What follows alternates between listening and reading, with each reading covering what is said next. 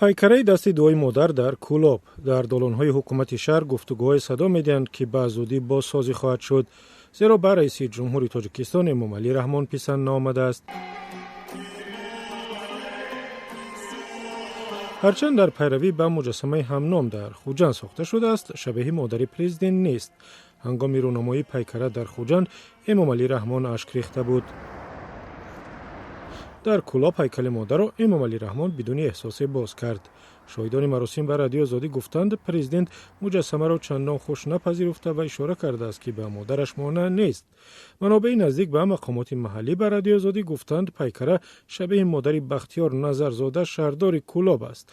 مادر او سال گذشته فوتید. توفای مردم ناحیه تلدرا قبول در تاجیکستان ساختن چیزی و یا برگزاری مراسمی که به پرزیدنت خوش آید معمول شده است. ساختن پیکره یا تقدیم عکس پرزیدنت به او در 2 سال اخیر در ناحیه ها مشاهده می شود. پرزیدنت رحمان یکی از چنین عکس ها را بوسیده بود. طبیعی است که برای بقای خود هر رئیس ناحیه، رئیس ولایت یا هر وزیر، هر منصب داره تلاش میکند یک طریق دلی شخص اول را به دست دارد، چون میدوند که بقاش از این وابسته است.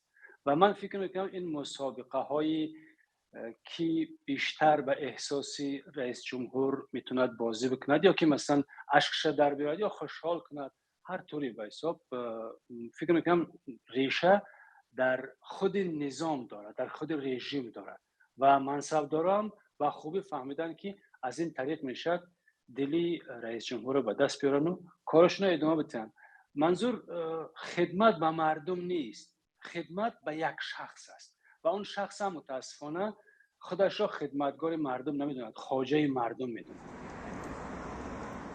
مجسمه دوی مادر در نزد درآمدگاه شهر کولاب ساخته شده است. آن را امامعلی رحمان هنگام سفرش روز 23 اکتبر باز کرد.